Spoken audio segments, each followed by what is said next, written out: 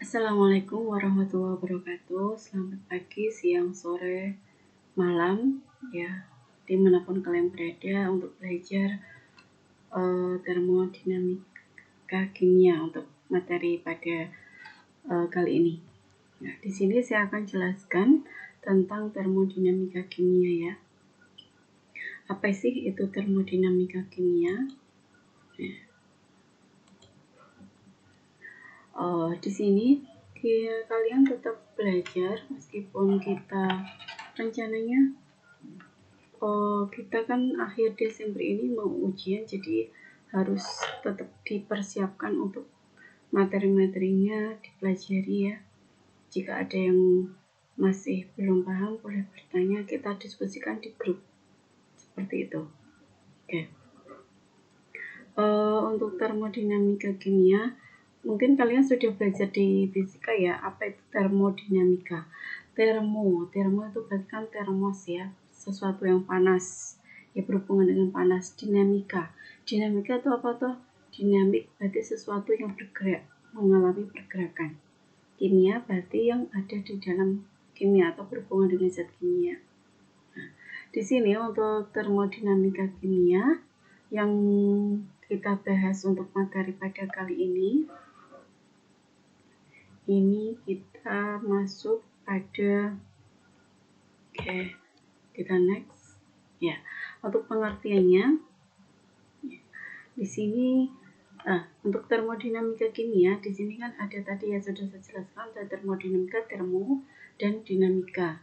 Termo berarti panas, dinamika berarti perubahan, adanya pergerakan seperti itu. Kimia berarti ada di dalam kimia. Oke. Jadi termodinamika itu kajian yang mengenai adanya perubahan panas dan bentuk-bentuk energi lainnya yang menyertai reaksi kimia. Nah, termodinamika kimia itu merupakan penerapan dari hukum termodinamika yang pertama terhadap peristiwa yang ada di dalam kimia, yang membahas tentang apa? Yaitu membahas tentang kalor yang menyertai reaksi kimia. Ya, di sini dikenal dengan hukum kekekalan energi. Energi itu tidak dapat diciptakan ataupun dimusnahkan, tapi hanya bisa berubah bentuk di dalam suatu reaksi kimia.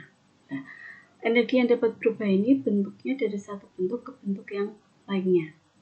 Di mana hukum termodinamika yang pertama dikenal dengan hukum kekekalan energi ini ya, bahwa energi, diingat-ingat, energi tidak dapat diciptakan ataupun dimusnahkan, tapi dapat berubah bentuk atau beralih sistem dalam bentuk kerja atau kalor. Ya.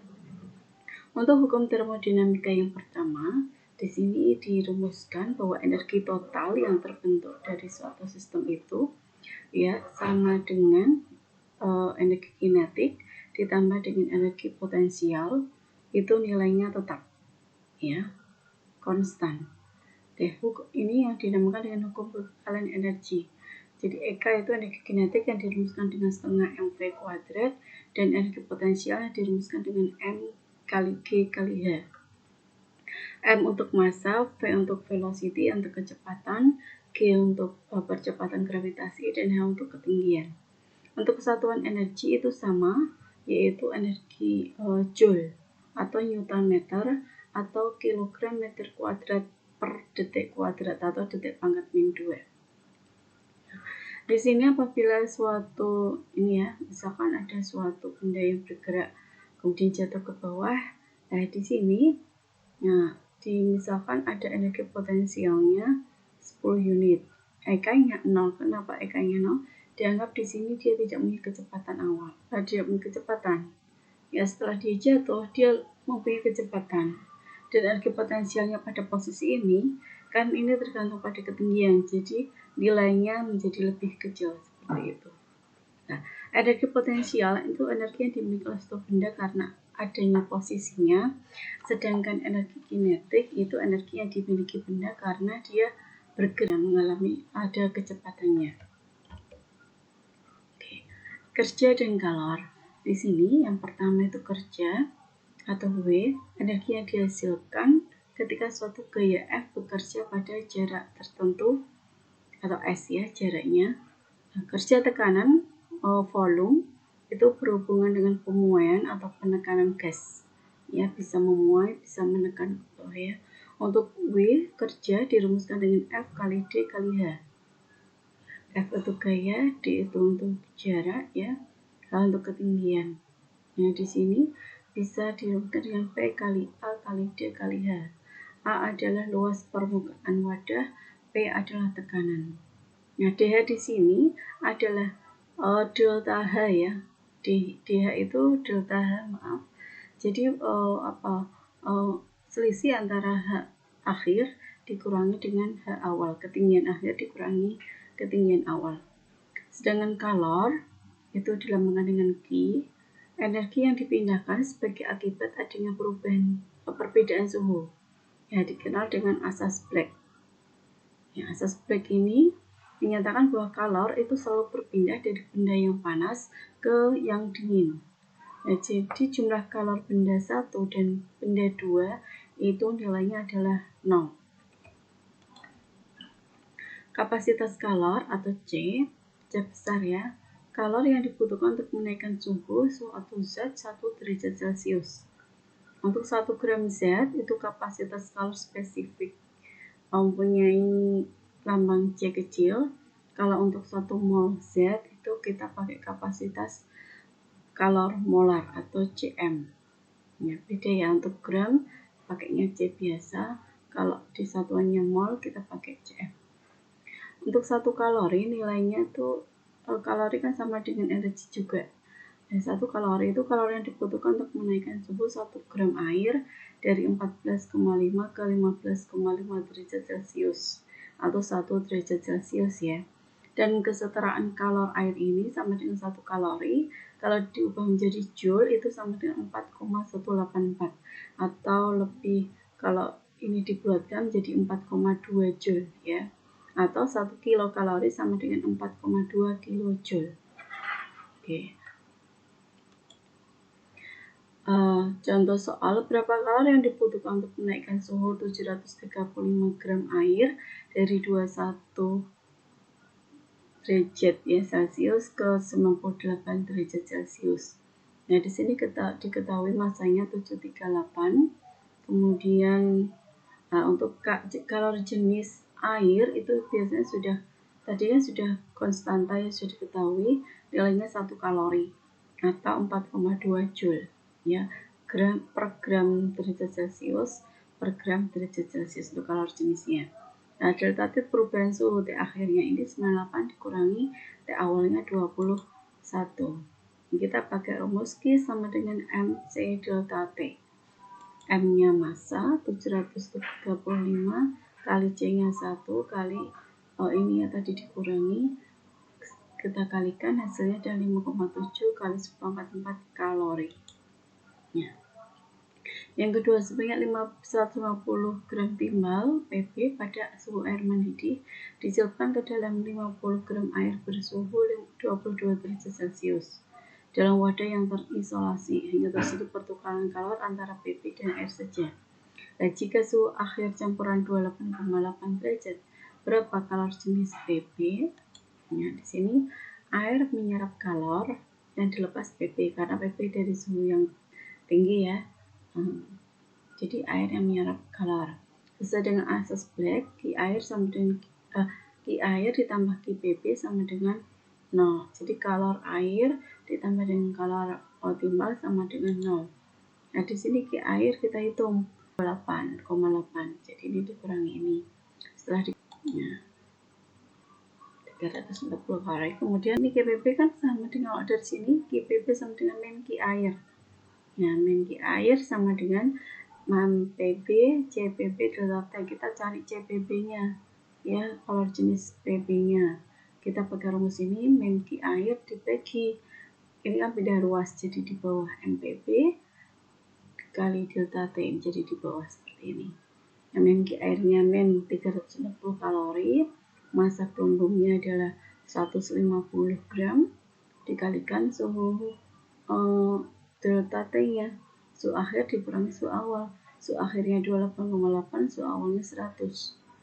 Akhirnya setelah ini dikurangi dulu baru dikali ya.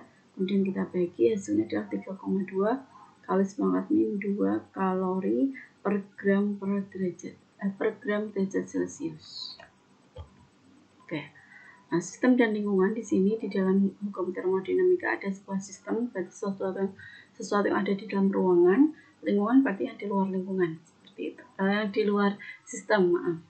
Jadi sejumlah materi yang dalam ruang itu disebut dengan sistem. Ya, kalau lingkungan itu berarti massa atau daerah yang berada di luar sistem. Ya, sedangkan batas, nah di antara sistem dan lingkungan itu ada yang namanya batas. Ya, atau bisa berupa bidang nyata maupun maya. Batas ini bisa berupa batas tetap atau fixed boundary, dan B batas berubah atau movable boundary. Ya, bisa tetap, bisa bebas. Nah, di sini dalam suatu sistem ada 4 bentuk ya, ada terbuka, tertutup, terisolasi, dan adiabatik. Perbedaannya di sini kalau terbuka untuk massa, kalor, dan kerjanya semuanya ada. Ya, ada massanya, ada perpindahan massa, ada perpindahan kalor, ada perpindahan kerja. Contohnya pada gelas ya, sebuah gelas atau reaksi itu. Gelas piala ya gelas kimia itu ya. Tertutup, jika tertutup yang tidak terjadi perpindahan massa saja. Perpindahan kalor tetap ada, perpindahan kerja juga tetap ada. Kemudian yang terisolasi ini tidak terjadi perubahan apapun, tidak jadi perpindahan apapun. Kemudian kalau adiabatik yang tidak terjadi adalah perpindahan kalor, contohnya termos. Nah, di sini gambar dari sistem terbuka, berarti kan dia bebas ya, bebas. Terus sistem tertutup, ya, jadi yang tidak berubah cuma massanya saja. Kalau terisolasi, berarti semuanya all ya, massa, kalor, kerja tidak akan berpindah. Besaran intensif, ekstensif, dan fungsi keadaan di sini dibedakan. Yang intensif itu tidak bergantung pada jumlah sistem.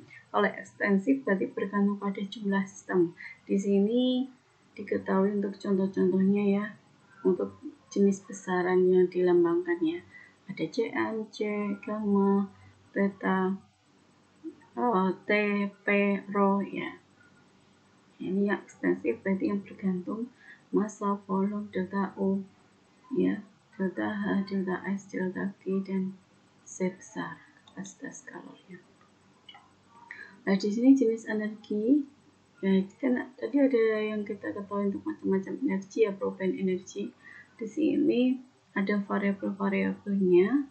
Nah, untuk mekanik itu dinyatakan dengan P dV. Jadi ada P-nya dan ada volumenya, tekanan dV ya, delta V maksudnya. Thermal itu suhu TdS, kimia berarti mu dN, perubahan mol ya. Listrik EdQ, ini kelihatan. Untuk gravitasi berarti Mg delta H ya, MgH ya, delta H. Oke. Untuk delta U dan delta H ini fungsi keadaan di mana sifat sistem hanya ditentukan oleh keadaan awal dan akhir sistem dan tidak ditentukan oleh cara mencapai keadaan tersebut. Jadi prosesnya itu tidak menentukan nilai dari sifat sistemnya itu, yang menentukan hanya keadaan dari awal bagaimana dan akhirnya bagaimana, seperti itu. Nah, seperti ini. Misalkan ada orang yang mau naik gunung, yang muncak gunung, dia mau lewat manapun itu nggak akan ngefek. Yang dilihat cuma posisi awal dan posisi akhirnya saja. Di sini ada rumus delta S sama dengan E akhir dikurangi awal.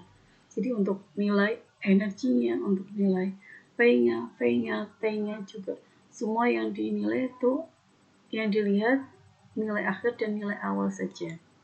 Ya, energi potensial gravitasi pendaki 1 dan pendaki 2 adalah sama, jadi nilainya sama meskipun mereka melalui lintasan yang berbeda, seperti itu. Perubahan energi dalam atau delta U di sini dirumuskan dengan Q ditambah W. Ya, ini termasuk hukum termodinamika yang pertama juga. Q itu kalor, W itu kerja tadi ya. Ya, Q nilainya positif jika sistem menyerap kalor atau endoterm, dia bernilai negatif jika sistem melepar kalor atau eksoterm. W itu nilainya positif jika sistem dikenai kerja dan nilainya negatif jika melakukan kerja. Sebagai contoh, pengembangan gas menyebabkan 5000 Joule energi diserap oleh sistem, sedangkan sistem melakukan kerja sebesar 650 Joule terhadap lingkungan. Berapa delta U? Nah, di sini dijawab ya. Untuk delta U, Q tambah W. Ya, Q-nya ini ya diserap oleh sistem. Berarti kan dia menyerap ya. Berarti positif 5000 Joule. Ini melakukan kerja berarti negatif. Negatif 6750. Jadi hasilnya adalah plus ditambah minus, karena lebih banyak minusnya, hasilnya adalah minus 1750 Joule. Delta O atau energi dalam tadi ya, diukur dengan kalorimeter boom. Gambarnya seperti ini. Ya, sistem dengan volume yang tetap dirumuskan dengan W sama dengan P, delta V sama dengan 0. Nah, delta U, karena W dianggap 0, maka delta U-nya hanya sama dengan Q. Tadi kan seharusnya Q tambah W ya. Karena W-nya 0 dianggap tidak ada, sehingga delta U sama dengan Q V pada volume tetap. Ya, kalau reaksi pada volume tetap. Sebagian besar kalor yang dilepaskan selama reaksi menaikkan suhu air di dalam boom ini, sisanya akan menaikkan suhu boom pengaduknya. Ini ada pengaduknya di sini ya. Ada pengaduk, kemudian dan bagian lain dari kalorimeter ini. Sehingga ditulis di sini ya, QV untuk pada volume tetap ditambah Q airnya ditambah Q boomnya, sehingga nilainya ini kan tadi konstan ya, sama dengan 0. Q air ya MC delta T untuk air, Q boom C boom dikali delta T. C nya adalah kapasitas kalor ya. Contohnya seperti ini. Sebanyak 0,505 gram naftalena atau C10H8 dibakar sempurna di dalam kalorimeter boom yang isinya 1215 gram air. Akibat reaksi itu, suhu air naik dari 25,62 menjadi 29,06 derajat Celcius. Jika kapasitas kalor boomnya 826 Joule derajat Celcius pangkat min 1, berapakah delta U reaksinya? Nah, berarti kan ditambah semua tadi ya. Nah, di sini kita hitung Q airnya. Ini ya, massa air 1215 gram. C airnya karena kenapa ini kita pakai yang Joule?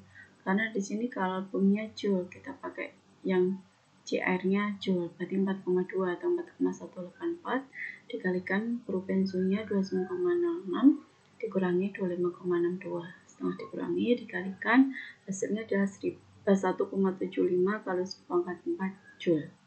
Ya, satunya Joule ya, karena ini pakainya Joule. Sedangkan Q boom itu C boom kali delta T sama. C boomnya 826 dikalikan ini. Perubahan suhunya setelah ini dikurangi dikalikan, kemudian hasilnya adalah 2,84 kali 10 pangkat 3 Joule. Nah, setelah ketemu kita masukkan ke QV plus Q air plus Q boom sama dengan 0. Nah, di sini nah, delta U kan sama dengan QV ya. Jadi QV sama dengan, kalau ini kita nyari QV dari rumus ini kan berarti min Q boom min Q air, atau kita tulis min dalam kurung Q air ditambah Q boom. Kalau Q air ditambah Q boom hasilnya kan ini ya 2,03, tapi karena ada negatif di depan jadinya nilainya adalah negatif. Min 2,03 kalau sepangkat 4. Nah, di sini dilihat ada sepangkat 4, ada sepangkat 3, jangan langsung dijumlahkan ya. Mendingan dibuat desimal dulu, dibuat ya desimal semuanya dulu, baru ditambahkan, nanti dibuat notasi ya, seperti itu. Jadi hasilnya seperti ini, min 2,03. jadi kalian mesti gini, 1 tambah 2 masuk hasilnya 2, karena ini kan pangkatnya berbeda. Jadi yang dilihat pangkatnya dulu ya, harus disamakan. Kalau ini disamakan 4 berarti 0,28 ditambah ini hasilnya min 2,03 kalau sepakat 4 Joule untuk 0,505 gram naftalina atau C10H8. Ya, jadi Give itu nilainya negatif. Kenapa? Karena reaksinya adalah melepas kalor atau eksoterm. Ya, untuk setiap gramnya maka kita bagi dengan 0,505 gram. Hasilnya per gramnya adalah min 4,03 kali 10⁴ Joule per gram. Nah, ini Joule per gram ya. Nah, jadinya Joule per gram. Kalau ini kan per 0,505 gram seperti itu. Oke. Kemudian lanjut ke perubahan entalpi. Perubahan entalpi di sini merupakan perubahan energi dalam ya jika reaksi dilakukan di udara terbuka dengan tekanan yang tetap. Sehingga karena ini perubahan energi dalam delta U, ada tekanan yang tetap P ya. P delta V volumenya. Delta U-nya kan ada Q plus V. Sehingga di sini bisa dituliskan Qp min P delta V. Nah, sehingga delta H menjadi ngantuk ya masih pakai. Di sini Qp kan nilai ini Q plus V, V yang bisa dihitung jadi min P delta V. Karena ini min P delta V ketemu plus P delta V, sehingga saling menghilangkan. Delta H-nya menjadi Qp saja, kalor pada tekanan tetap. Nah, delta H-nya bisa dituliskan delta U plus P delta V pada perubahan entalpinya. Ini rumus tetapnya ini, tapi bisa pada kalau reaksi pada tekanan tetap, berarti nilainya delta H adalah Qp. Untuk persamaan gas ideal itu PV sama dengan nRT ya. Pada masih ngantuk. Pada ini P ya tekanan pada volume sama dengan N molnya.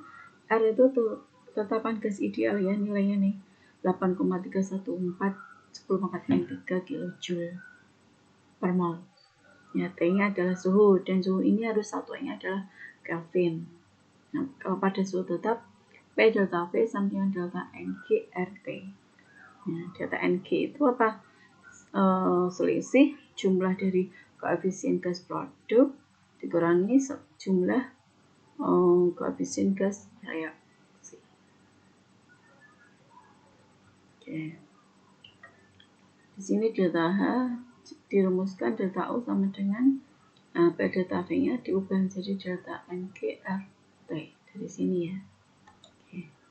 Contoh bila perubahan energi dalam untuk pembakaran 1 mol naftalina, ini reaksinya ya adalah min 5,15, berarti delta H-nya udah diketahui, delta U-nya ya maaf, delta U-nya. Itulah perubahan entalpi pembakarannya, berarti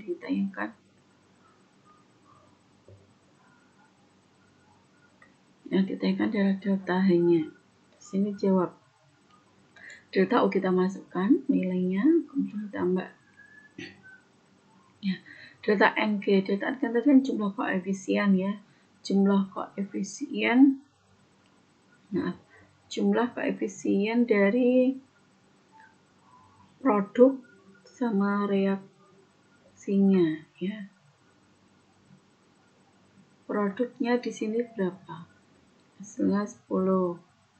C-nya dikurangi 12. 10 min 12 mol dikalikan R-nya tetapan 8,314 kali 10⁻³ T-nya ada Kelvin 298.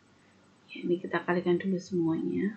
Ini dikurangi, dikalikan, baru dijumlahkan dengan ini. Ya, ternyata di sini nilainya cuma sedikit sekali ya. Jadi perubahan entalpinya sangat sedikit. Jadi dari ini menjadi ini min 5,155 kali 10⁻³ kJ. Yang kedua, sebanyak 1,5 gram amonium nitrat ditambahkan ke dalam 35 gram air, kemudian diaduk. Nah, di sini sampai larut semuanya. Suhu larutan turun dari 22,7 menjadi 19,4. Berapa kadar larutan NH4NO3 di dalam air ini? Maka kita cari untuk Ki airnya dulu, MC delta T. Ki airnya berapa? 35 dikalikan C-nya 4,2 kali, kita pakainya joule ya. 4,2 dikalikan perubahan suhunya jadinya negatif karena turun ya dia. Men 4,83 kali 10⁻². Joule. Nah, kemudian ke NH4NO3 plus Kr harus sama dengan 0 karena dianggap tidak berubah suhunya. Delta H sama dengan ini Ki NH4NO3 sama dengan min Ki air. Maka karena dia negatif ketemu negatif jadinya plus. Ini untuk 1,5 gram amonium nitratnya. Ki P bernilai positif kenapa? Karena reaksinya endoterm atau menyerap kalor. Nah, kemudian untuk setiap per gramnya kita bagi seperti kayak tadi ya, berarti 4,83 kali 10⁻² dibagi 1,5, hasilnya adalah 3,22 kali 10⁻² joule per gram. Masuk ke entalpi standar, harga perubahan entalpi reaksi dapat dipengaruhi oleh kondisi suhu dan tekanan saat pengukuran. Data termokimia pada umumnya ditetapkan pada suhu 25 derajat Celcius dan tekanan 1 atm yang selanjutnya disebut dengan kondisi standar. Perubahan entalpi yang diukur pada suhu 25 derajat Celcius dan tekanan 1 atm ini disebut dengan perubahan entalpi standar dan dinyatakan dengan lambang delta H derajat. Nah, sedangkan perubahan entalpi yang murni tidak merujuk kondisi pengukurannya dinyatakan dengan lambang delta H saja. Kalau pada standar kita ada tambahan derajatnya seperti ini. Nah, entalpi pembentukan. Perubahan entalpi pada pembentukan satu mol zat disebut entalpi pembentukan. Ya, jika pengukuran dilakukan pada keadaan standar. Yang keadaan standar itu apa? Suhunya 298 Kelvin dan tekanannya 1 atm atmosfer dan semua unsur-unsurnya dalam bentuk standar. Maka di sini lambangnya menjadi entalpi pembentukan standar itu delta H F kecil derajat. Entalpi pembentukan ini dinyatakan dengan kilojoule per mol atau Kc mol Kelvin 1. Sebagai contoh, entalpi pembentukan etanol ya Aquades adalah 277,7 kg per mol. Hal ini berarti pada pembentukan 1 mol etanol pada unsurnya itu dalam bentuk standar, yaitu karbon, gas hidrogen, dan oksigen yang diukur pada suhu 298 derajat Kelvin dengan tekanan 1 atmosfer dibebaskan 277,7 kJ. Nah, sekarang entalpi penguraian. Entalpi penguraian itu kebalikan dari reaksi pembentukan. Kalau pembentukan berarti gabungannya, kalau penguraian berarti dipisah. Oleh karena itu, sesuai dengan asas kekekalan energi, namanya entalpi penguraian sama dengan entalpi pembentukannya, tetapi mempunyai tanda yang berlawanan. Nah, tadi di sini. Ya, ini nilainya negatif, maka entalpi penguraiannya nilainya jadinya positif. Seperti itu. Nah, entalpi pembakaran. Di sini reaksi suatu zat dengan oksigen. Jadi kalau zat bereaksi dengan oksigen itu dinamakan reaksi pembakaran. Nah, perubahan entalpi ini sempurna yaitu 1 mol suatu zat pada suhu 298 derajat Kelvin dan tekanan 1 atmosfer. Nah, di sini entalpi pembakaran standar atau delta H derajat. Entalpi pembakaran dinyatakan kilojoule per mol. Reaksi eksoterm dan endoterm. Perubahan entalpi delta H positif menunjukkan bahwa dalam perubahan terdapat penyerapan kalor tadi ya, atau pelepasan kalor.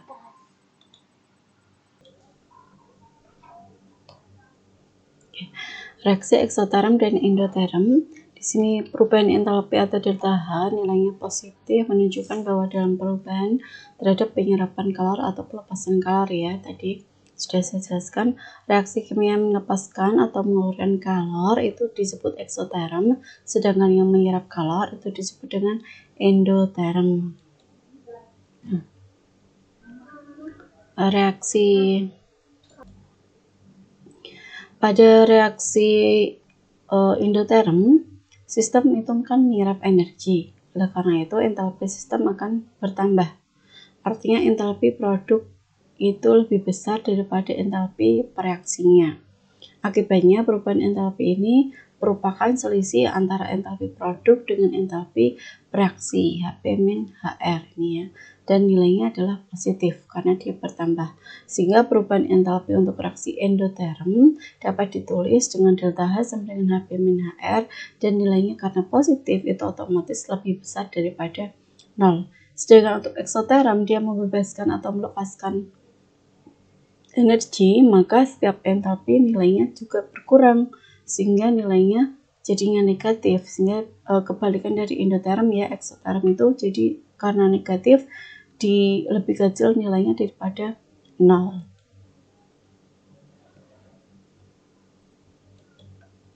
Ya, terima kasih, cukup sekian dari saya penjelasan kali ini tentang termodinamika kimia. Kurang lebihnya saya mohon maaf. Terima kasih. Assalamualaikum warahmatullahi wabarakatuh.